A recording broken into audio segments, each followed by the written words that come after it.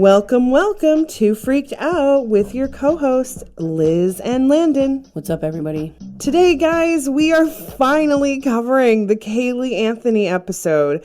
I can tell you this, you guys have been waiting for this, and everybody has been messaging me about this. I get it. So today, we finally are going to be providing this episode for you. I actually made a mini clip on TikTok in 2021, but decided that I was going to cover this case in a bigger way. And I'm glad we covered it at this point because all this crazy stuff's going on. Absolutely. We do not want to waste any time since we have a very limited time and so much to talk about. And then next week, guys, don't forget that the episode of Lucy and Desi from the I Love Lucy show will be out. So that episode will be available on the exclusive side next week. So make sure to tune in. A very unusual and strange case hit the entire world on the night of July 15th, 2008, at approximately 8 p.m. The police received a series of phone calls from Caylee Anthony's grandmother, Cindy Anthony. She was reported missing in a 911 call made by Cindy Anthony. She had not seen Caylee for 31 days. And that Casey's car smelled like a dead body that had been inside it. Cindy said Casey had given varied explanations as to Caylee's whereabouts before finally telling her that she had actually not seen Caylee for weeks. Casey lied to detectives, telling them Caylee had been kidnapped by a nanny on June 9th and that she had been trying to find her. She was also too frightened to alert any of the authorities. She was charged with first-degree murder in October of 2008, and she pled not guilty. Now, I feel like Cindy had actually been pressing Casey for about 3 weeks now. Normally, they would see Caylee pretty often. She shows me she got the pleasure of hanging out with her grandparents quite often. She also shows me that the grandparents kept asking to see her, and Casey would just make up excuses upon excuses. And she decided to go over to her mom's house because her mom basically threatened to call the police. So when she got there, her mother said, "You need to bring your daughter. I'm calling the police." And of course, she decided to go over to the house, and she informed her parents that Caylee was missing and kidnapped, which she was also trying to find her herself. So 1 second, I have a problem with that statement. It's not like it's a missing boyfriend who has been ghosting you for a while. This is literally a missing child. Your missing child, Casey. 31 days sounds like you're trying to hide something. That should be a no-brainer. Now, from what I can see, of course, the entire time of the trial, she had zero emotions and nothing surrounding her daughter at all. She didn't even seem to be worried. And of course, it was very worrisome to Cindy, which is where the police came in. Obviously, she had gone to the car and smelt the back of it. And obviously, it was concerning because she was trying to find trails of Caylee since Casey was giving her zero information. And she works as a nurse, so of course she would know what a dead body smells like. Exactly. My mother also worked as a nurse in the nursing field. I've even worked in healthcare, and I even know what a dead body smells like. It's definitely not a smell that you can just make a statement about without any sort of prior knowledge. What is sad is if Cindy did not stand up and press her daughter, I believe Casey would have not said anything to the police or anyone ever. Oh, I agree with that statement 100%, since she had no intention of telling anybody what took place, let alone her daughter being missing. It would have been another 600 days, if at all. I really believe she was making plans for the future to flee, and she just didn't have the financial means to do so. Of course not. And that is very disgusting. I can only imagine how this little girl felt. She addressed her childhood on her documentary. Was there any truth to that? I feel like Casey and her brother were abused as kids by the father. From what I can see, it did really mess her up quite a bit. And instead of trying to, better herself, make better choices, she wasn't able to grow up. She was still acting like a child. Her family was very much about sweeping things under the rug. And I honestly feel like Casey was a ticking time bomb. And instead of dealing with her issues as she grew, she decided to just take the rebellious way.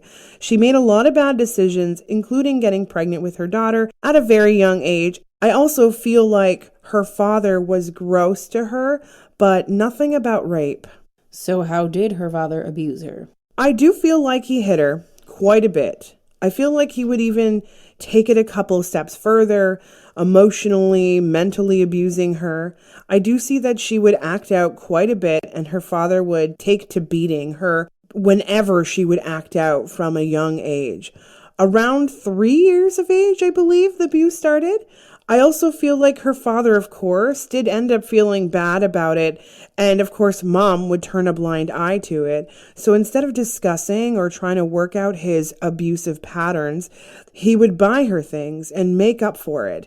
He really would feel bad about hurting her and try to reward her more so with money and presents and any big ticketed items. I would definitely agree. It would not be easy to grow up in a household with a strict police father. Cindy, his wife, would see this, but I don't feel like she would really help her kids out. I think she would say things like, "You know better." Nobody talked about their feelings and nobody tried to work out their issues. Everyone just kind of let everything bottle up inside and just carry on. So her behavior was out of control, you would say? Oh, yeah. On the documentary, one of her ex-best friends had claimed she wasn't a party girl. But I don't really believe that. I feel like she hid that side from her normal friends. And of course, she lied a lot. So it was hard to believe certain things that she would say. Casey found her friends when she was going through a rough time. They got her through the hard times. She felt like an equal for the first time in her life. So she would party, sometimes harder than other times, but she did it. She would break her curfew. She would stay out all night, sleeping with multiple guys. She was having sex at a pretty young age, and she didn't really care to who or how. I feel like she had sex with people between the ages of like 16 all the way to 50. But either way, she really had no standards, and she would just sleep with whomever. I feel like she started to do this at about 15 years of age. I'm obviously assuming that this is how she wound up pregnant. Oh yeah, 18, no condoms, it's gonna happen. A lot of women, of course, like me, I also got pregnant at 18. But of course, she was scared to death to tell her family. And it was getting to a point where she couldn't hide it anymore. So she did decide to come forth and tell everybody she was pregnant. Obviously, her family was distraught and they were really upset with her being pregnant. I don't necessarily feel like they believed in abortion, so they didn't really suggest it. It was something I think she thought of. Now, she did, in fact, sleep with a lot of people, so it was kind of hard for her to pinpoint who exactly. A lot of the times she was pretty intoxicated. I really don't feel like she remembers most of the people she slept with. She honestly has no idea who Caylee's father is. So bringing all this information to her family, they had a lot of shame, and they wanted to hide this pregnancy as much as they could, really until she gave birth. She did make mention of that on the episode, so I do agree with that. The family looks like the type to definitely do that, and Casey looks like the type of person who wouldn't know who the father is. Absolutely, because the Anthonys, their image was everything. They didn't want anyone to think they had anything bad happening in their household. They had to uphold this image, so they basically would hide her from anyone, friends, family, you name it. I feel like she suffered a lot with this, but I think she suffered in silence, and she does even now. She is really good at keeping her emotions on the inside, makes good for a sociopath, and she's still completely without emotion. All right, let's move forward a little bit. Let's talk about when she gave birth to Caylee. So Casey really did have a lack of emotions, and although she got used to the idea of being pregnant and getting a lot of attention from people around her, and she was excited to have a daughter, however, the young, naive 19-year-old didn't realize what it would be all about. So she struggled to be a mom, and she depended on her family quite a bit to assist her when it came to her daughter, and including the financial side of things, and also just being babysitters. I do see that Casey put on a big show for everyone. Yes, she loved her daughter. Her daughter was a nuisance to her. Her daughter was too much to deal with. She would treat her more like a sister than an actual child. She would tease her and bother her and bug her and make her feel like, a big sister would. And I feel as though her parents would come down really hard on her about her parenting. So they told her that she needed to step up and be a better parent. And I feel as though she really struggled with the way they would come at her. She did not like being called a bad mother, and that triggered her a lot. So then she decided to move out on her own? She did, and I feel like her parents were strongly advising her. They did not feel like she was ready to move out on her own with her daughter because she liked to party and go out and she liked to do things all the time. And she really ignored her daughter a lot and her needs and really neglected her. But I do feel as though Casey was determined and there was a lot of fighting going on at home, so she did decide to leave. I feel as though she definitely regretted it on the inside, but she was stubborn as all hell and didn't want to admit that she needed assistance when it came to her daughter. She figured she would figure things out. In the recent documentary, she mentions that her father raped her and then had been raping her for quite some time. So tell us, is there any truth to that? I totally understand that she definitely did go through abuse, and I do feel like it got pretty physical. I do feel like it was pretty bad overall, but I do not feel like he sexually abused her.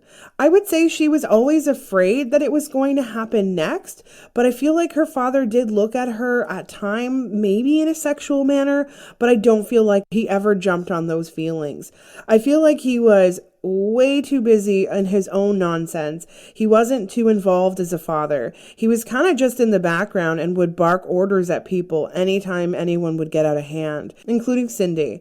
And Cindy, knew that when dad was upset, everyone had to just be quiet.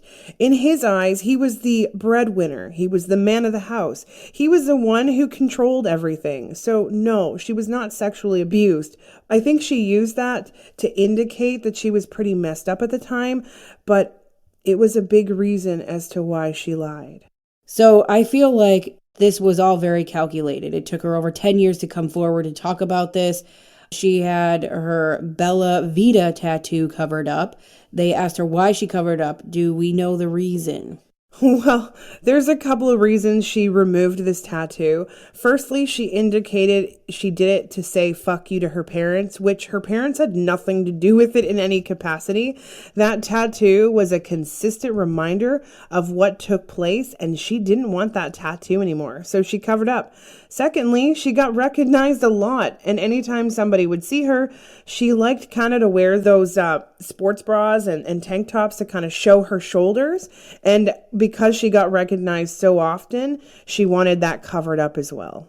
She also had another tattoo where she quoted, "I hear you in everything" on her inner bicep. She had stated that that tattoo was also connected to her daughter. I mean, maybe there's some sort of multiple reasons behind the text, but I really don't feel like it's for her daughter. Maybe her experience, maybe something along those lines, but I feel like that tattoo is more representative of what took place, about herself, really, about how nobody could hear her, but she could hear her daughter. It's, again, another selfish tattoo with really no connection to her kid. I know that you've been spending a lot of time with Caylee and communicating with her over the last month. What can you tell us about what you found out? It is so hard to condense this episode, let me tell you, but she is a very energetic child. She shows me that she liked to have a lot of fun. She was always trying to get her mom's attention one way or another, but her mom would reject her often. Not for any other reason other than the fact that she wasn't ready to be a mom, and she was annoyed by Caylee a lot of the time. Casey would rather blame her daughter for being alive and causing her to fall into motherhood early on in her life, so she would really take things out on Caylee. Unfortunately, I can see and feel that as well. So do you want to elaborate on how she would take things out on Caylee? Well, for instance, at her younger age of almost 3, she would do things to obtain her mother's attention because her mom was consistently busy on the phone or doing anything other than paying attention to Caylee. So Caylee would act out, and by acting out, she would take her mother's items and run around the house with them or use them to obtain more attention from her mother. I feel like Casey was really hard on her daughter, almost as if the poor little 3-year-old didn't understand her like weird expectations. I do feel like Casey hit her daughter, and I do feel like Caylee would cry a lot because her mother would yank her arm or smack her hard on her ass. I even feel like Casey shook her a few times when she was like really little. But Caylee shows me the abuse was definitely mirroring her own father's abuse of her. So basically, she would just hurt her daughter and then she would try to make up for it later and pretend to be a really good mom and having guilt for hurting Caylee.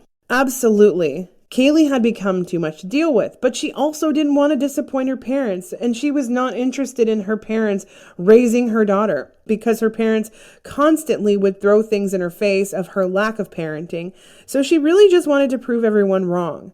Caylee showed me she loved her grandparents, and they never hurt or harmed her in any way, so she had a very good experience with them.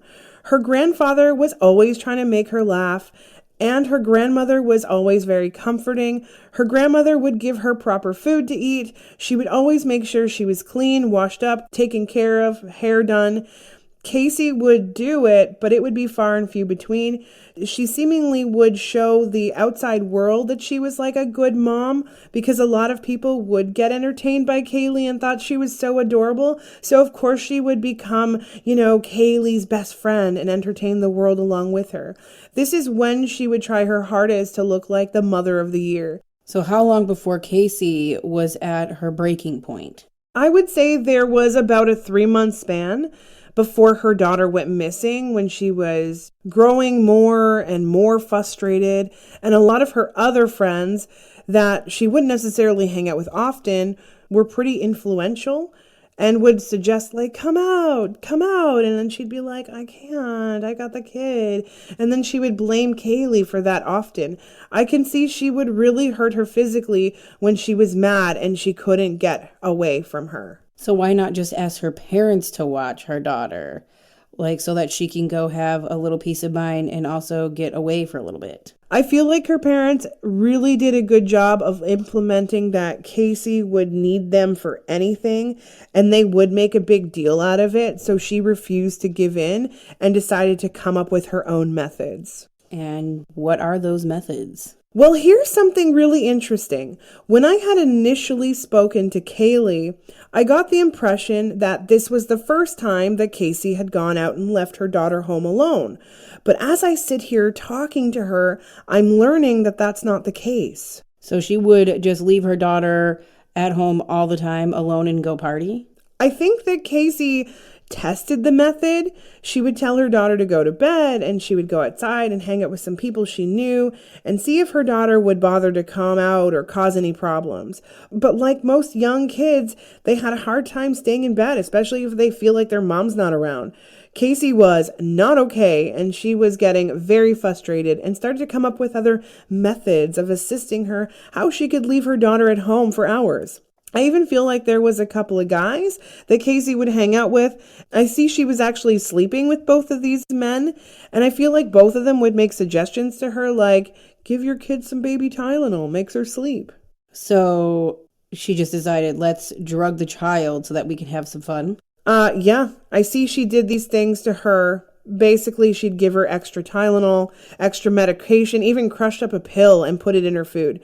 I do not feel as though she would leave too far, though. She would be within a certain distance just in case something happened. And of course, this little girl is way too young to share this information with anyone. Her only caregiver is the one who's kind of screwing her up. Yep.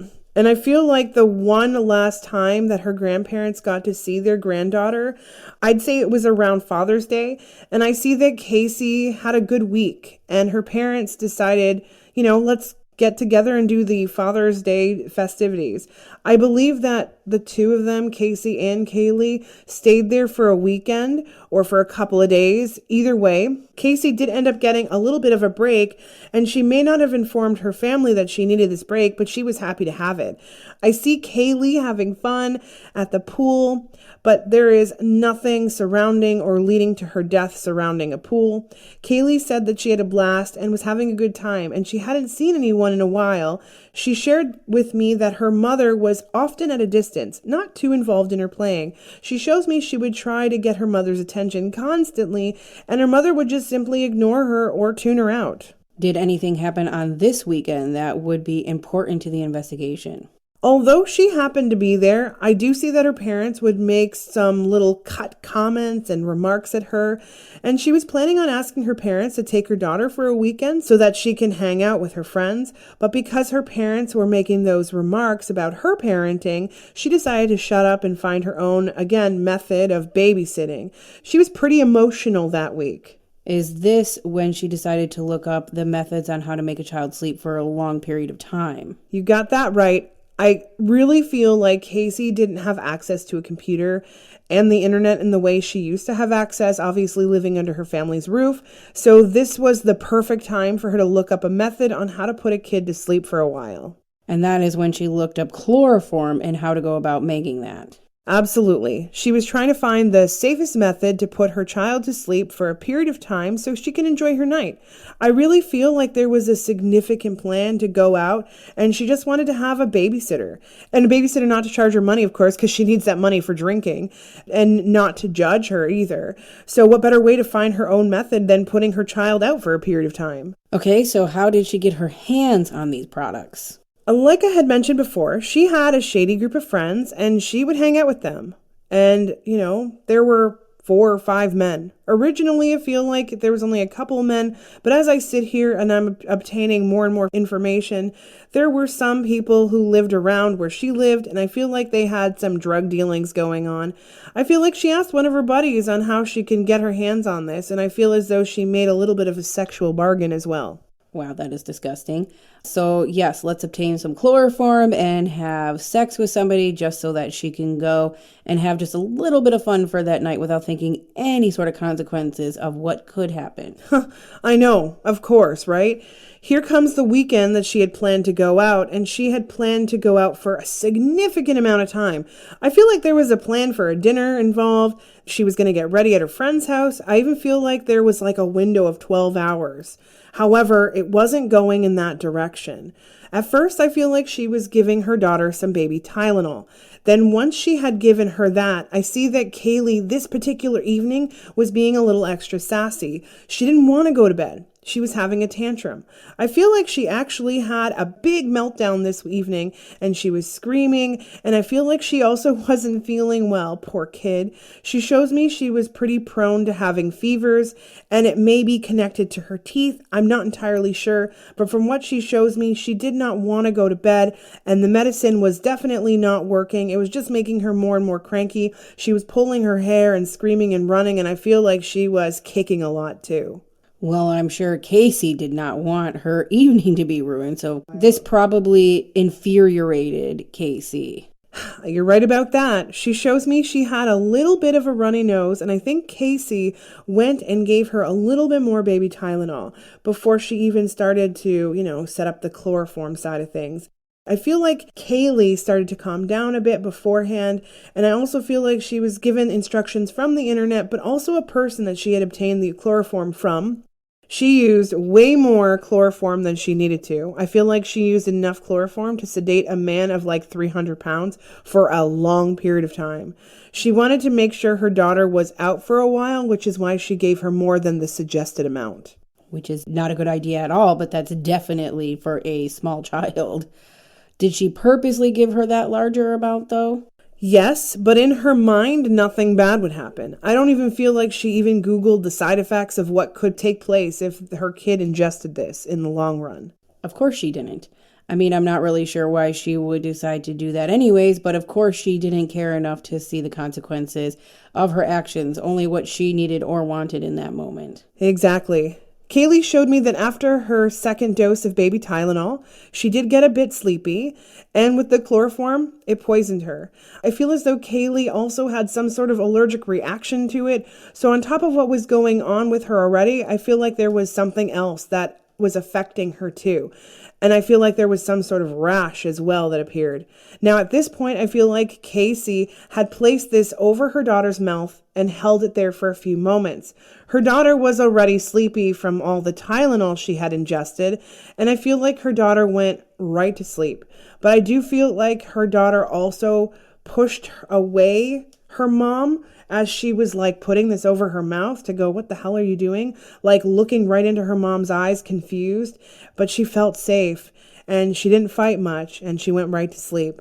I feel like when Casey put her in the bed and left her there, she checked on her daughter before she left, but I honestly don't feel like she genuinely looked and checked at her daughter.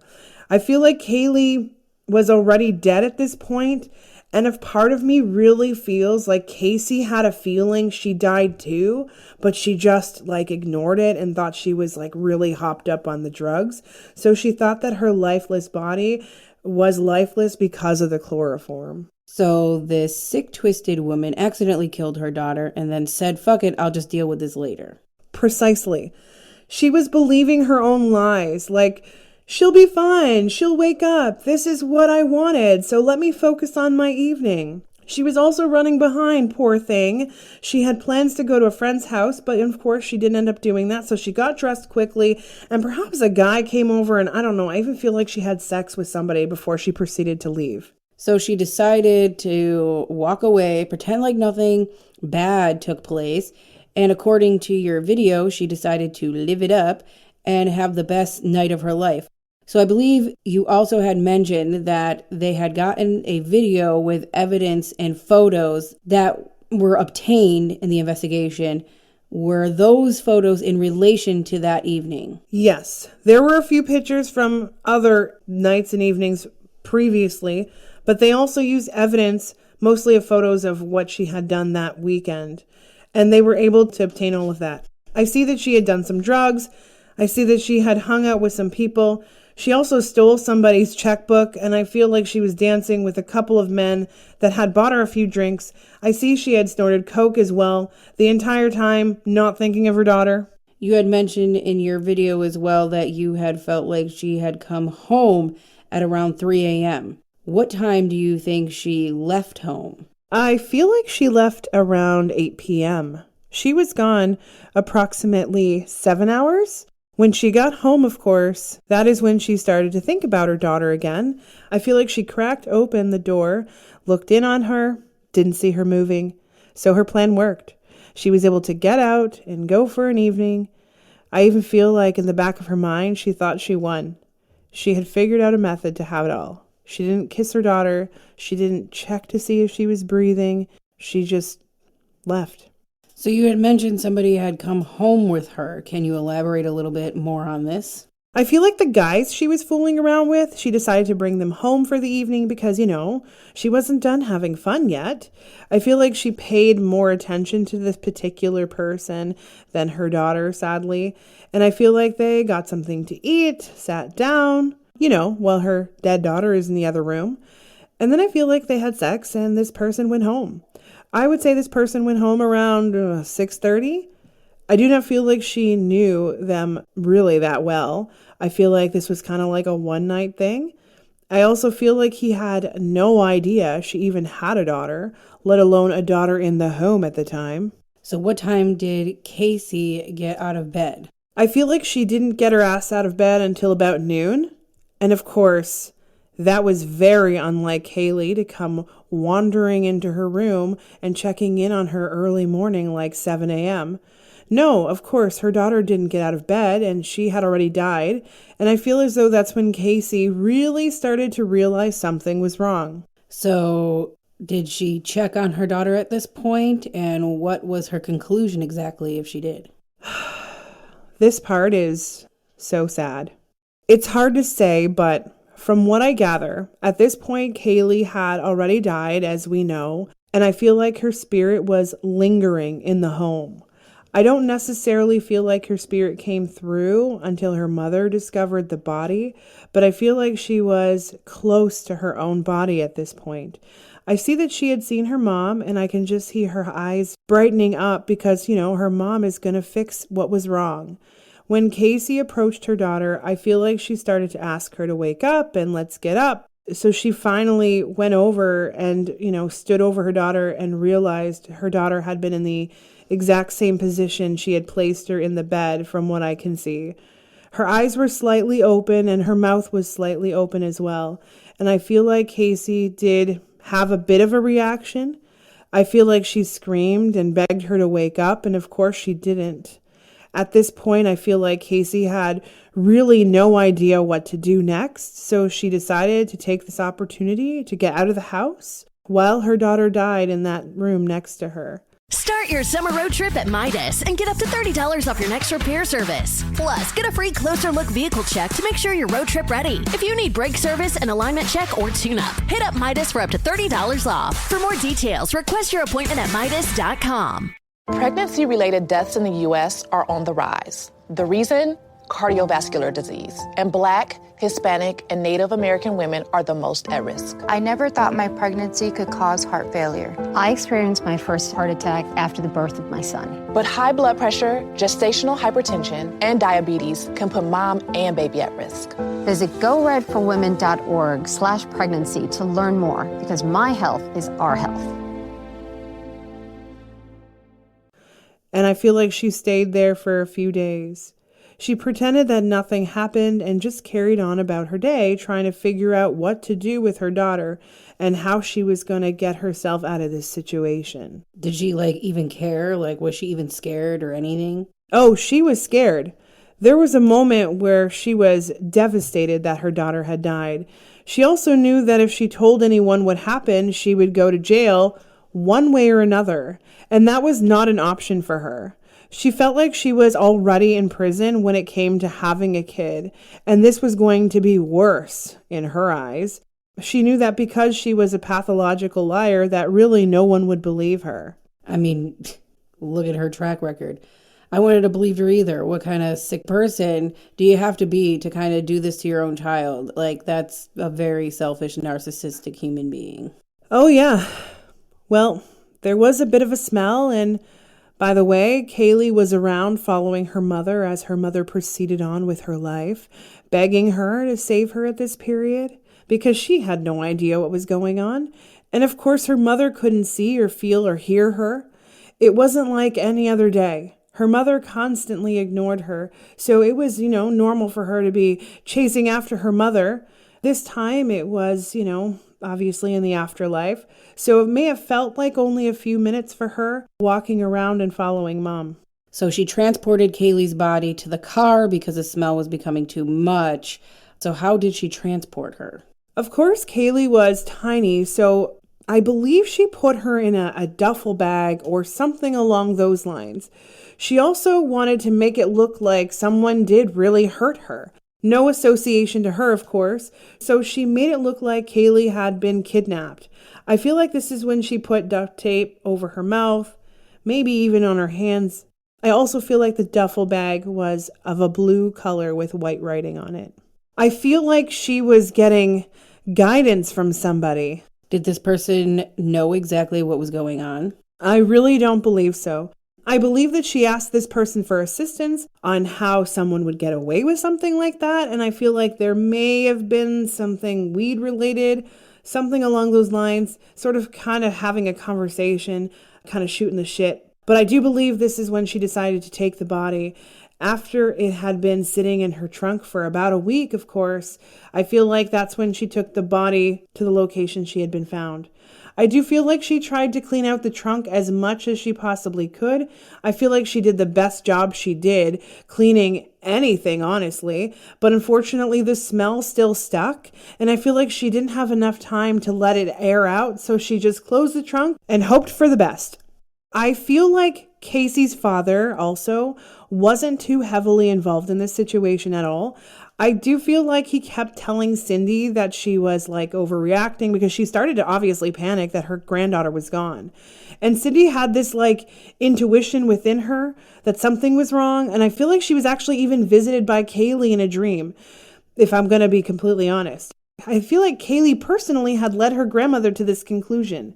I feel like George kept telling Cindy to wait a little while longer before she freaked out because Cindy would often freak out and George would always basically tell her she was overreacting and would just basically tell her to chill. So I feel like it was about 2 weeks. Cindy continued to call Casey and tell her she wanted to see Caylee and tell her she wanted to spend time with her and that she missed her. And I feel like Casey told her that she'll get to it when she gets to it, that right now she's too busy. So it's definitely a good thing that Cindy was super suspicious of her because it finally led people to finding this out. Absolutely. And I feel like Cindy did not stop from there. She was demanding to talk to Caylee on the phone, and she kept saying things like, I want to hear her. I don't hear her talking. Caylee was very talkative. And so I think this is when she came up with the Zanny the Nanny.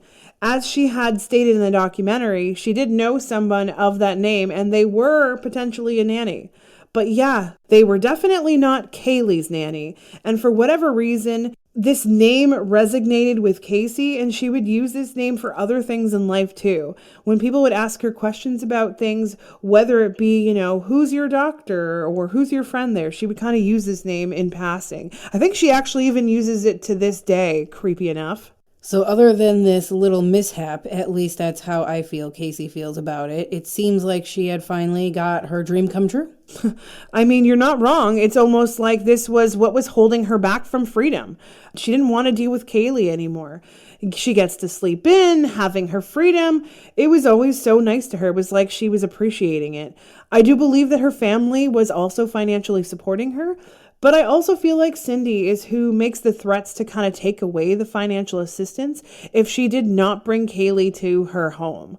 I feel like Casey made every single possible excuse not to bring her back, and Cindy was like, this is it. You get in that car, you get my granddaughter here, and I believe Casey told her mom that she would pick her up from the nanny and be right over. I feel like it took her about 3 hours to get there. And I feel like Casey was trying to come up with a good lie, I guess, like her daughter had been kidnapped with this whole nanny situation. All right, so she arrives at her parents' house. What happens next? I see that Casey pulled up very slowly at her parents' house, and I see her sitting outside of the car for a long time. I believe Cindy was inside of the house patiently waiting and noticed Casey had pulled up. I feel like she left her waiting about 10 minutes before she went inside. I think Cindy kind of noticed that she was sitting in the driveway. Obviously, she went into full mom mode and went out and started the accusations and questioning her, and she was crying, asking where Caylee was. I feel like Casey continued to dodge her questions, and I finally see Cindy sitting in the vehicle with her saying something like, it's gonna be okay. I think Cindy really thought her daughter did do something, but I believe she wanted to at least have some sort of story out of her. I feel like it took her about a good hour to obtain some details, and she did give it to her mother, and I feel like, that's when she mentioned the nanny in more depth. I feel like she didn't know where her daughter was, and I feel like Cindy started to lose it. I feel like Cindy started to make a big scene right outside of the house, and I feel like people were looking in their direction. I feel like Casey also hated when people were staring at her, so she basically told her mom to calm the fuck down, and that she told her the story, which obviously was, filled with lies and lies and lies, and I feel like she also gave a couple other small details. I believe there was some sort of indication along the lines of there may have been a threat for money and a ransom, and she wanted that money to get the daughter back, weird. All right, so that doesn't surprise me, though. She came up with an elaborate story, had to make herself look good. Did she really think that Cindy would not call the police, though? Yeah, I feel like Casey told her mom that she was informed by a letter not to involve the police so that no one would kill her daughter. I also believe she changed that story over and over again when Cindy suggested to call the police. I feel like Casey was doing everything in her power to convince her mom not to. I mean, yeah, that's normally what anybody who killed their child would do. This is when I feel Cindy got out of her car and started to look for evidence, and I feel like she opened the trunk to the vehicle. I think she had told Casey to pop it open, and that's when Cindy started to put all the pieces together. She started to scream at her daughter and say that this smells like a dead body, and she knows what a dead body smells like, and the smell of a dead body. Casey was very calm, tried to explain to her mother that she had no idea where that smell came from, and I think she may have suggested it could have been bad meat or something. A Jeffrey Dahmer moment. Oh, yikes. And that's, of course, when she sent everybody on this wild goose chase. Moving forward a bit, do we know why Cindy decided to lie for her daughter? I feel like at this point, Casey and Casey's lawyers basically told Cindy and also told George, and George told Cindy, that they needed to keep it quiet. I feel as though Casey threatened her mom to make damn sure she does a job of a mother for once in her life. I feel like her mother was going through several different emotions. Sometimes she would believe her daughter, sometimes she did not believe her daughter. She tried her absolute hardest to decide how she felt about the truth, and because she was yet to come to a conclusion on her own, she was very conflicted with herself, but decided to tell the jury that she was the one to kind of search up the chloroform herself. I feel like she has a lot of regret about that now. And I also feel like that was the main reason she was not convicted as Caylee's killer. I can understand where Cindy's coming from, but she definitely did make that wrong choice. Absolutely. No, I didn't think that Casey would ever come out of hiding. Honestly, when I had started to do a reading on Caylee, she really had no plans in motion to make this tell-all. I really feel as though she did it because she wanted the money, obviously, but also she was hoping she would have more acceptance in society, feel validated. I feel like she sat down with somebody that was one of her true followers that helped her conduct this story from beginning, middle, and end. And I know she had made the suggestion that Caylee had passed away in the pool, but when I've communicated with Caylee on this, she shows me that the pool was like her fondest memory. She loved being in the water. She liked being a water duckling. She also really loved it so much. There were so many memories of her entire family watching her in this pool. And I think there may have been some arguments at the poolside. I even feel like Casey would get very, dark in her mind when her daughter was pissing her off and genuinely wish her to drown. This was why she had her own interpretation of what she thought the best option would be for saying she was killed because, water takes away evidence. It was pretty sickening to watch her sit there and just show us all her crocodile tears. Oh, yeah. Sitting there, I was just watching and trying to pick up on all the energy. And all I kept seeing was as they were trying to record this, first and foremost, she is not a good actress in any capacity. So when she was trying to do the tears, she was really, really working hard to make herself cry. You can see it in the video too, but in my opinion, I feel like that a few moments of footage of her crying took hours and hours to get recorded because she just couldn't cry.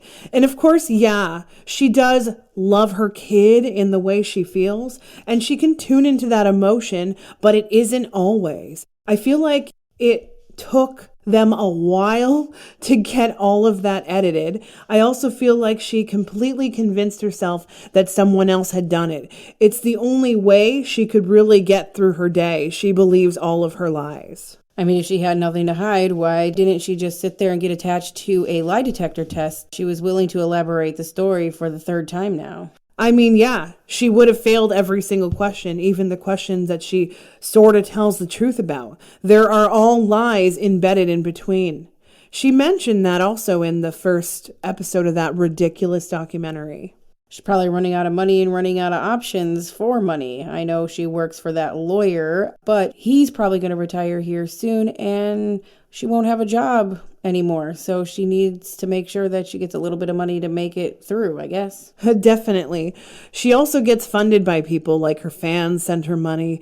It's disgusting. People really genuinely believe her, and for no other reason than her outer appearance. If she was like a large woman with some sort of short haircut with a few scars on her face and one eye smaller than the other, and she kind of looked evil, I feel like people would be more inclined to believe that she had done it. So what will happen now with Caylee? She is still in the mindset of a 3-year-old. She understands and comprehends things a little more and understands things that her mother did kill her. She loves her though, and that was somebody she looked up to. She wanted to be cool and pretty like her mother. She was very attached to Casey, but Casey did not reciprocate those feelings. Regardless of what people think and feel or know, we really don't know anything about people. A lot of people hide things well, and she specifically could hide things very well, where the truth lies. Caylee shows me that she's going to keep on hanging out with people that genuinely care about her. She floats around her mom and visits her, but her mom pays no attention to her existence.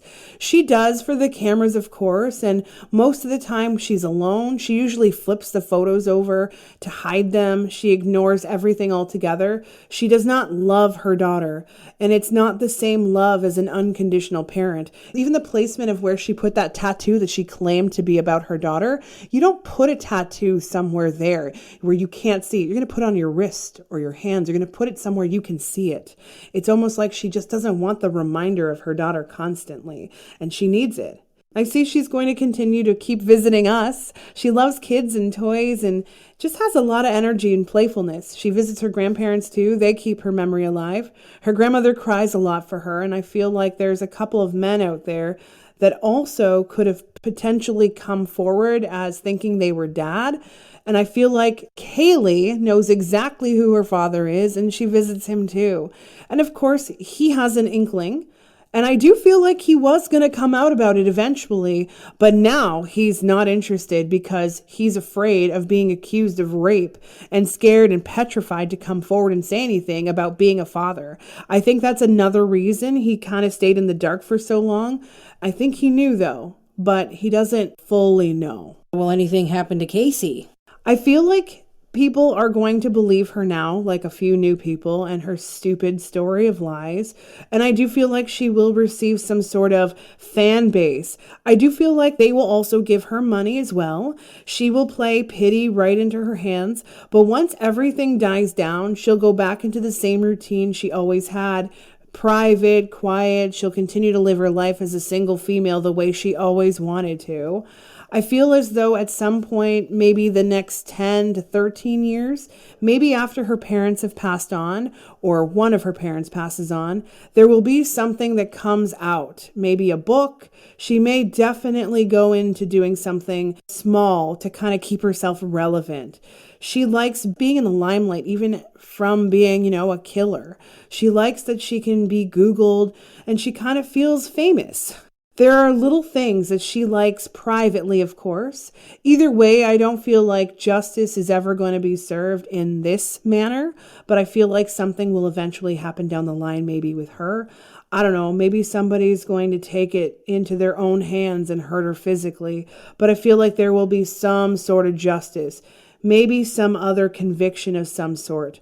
I also don't feel like she's kept her hands clean this entire time. I think she's done a couple of things as well, and those things may come out about her as well, too. All right, thank you very much for all of that information, and thank you to Caylee for being here with us. I know it's hard for a little kid to understand why her mother would do something like this, but next week, like I said earlier, we will be back with the Lucy and Desi episode. There is a lot to cover there as well. We're going to talk about a lot of the drama that went on there in their relationship and also things currently actively going on as well. Definitely a great one, and you won't want to miss it either. And then we will be back here again in 2 weeks' time for the Crystal Rogers episode. This was another episode that people had highly requested. Until next time, guys, stay